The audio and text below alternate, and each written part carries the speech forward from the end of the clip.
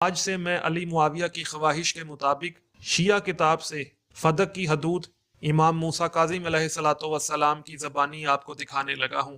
کتاب کا نام مناقب آل ابی طالب ہے، جس کو ابی جعفر محمد بن علی بن شہر آشوب نے تالیف کیا ہے۔ جلد اس کی 4 اور صفحہ 346 ہے۔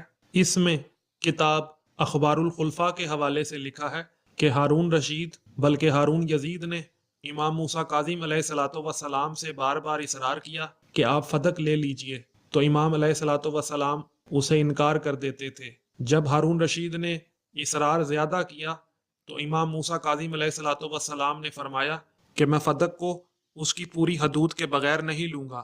ہارون رشید نے امام موسیٰ کاظم علیہ الصلوۃ والسلام سے پوچھا کہ فدق کی حدود کیا ہیں؟ تو امام موسیٰ کاظم علیہ الصلوۃ والسلام نے جواب دیا کہ فدق کی پہلی حد عدن ہے۔ تو ہارون کا چہرہ بگڑ گیا اور امام موسیٰ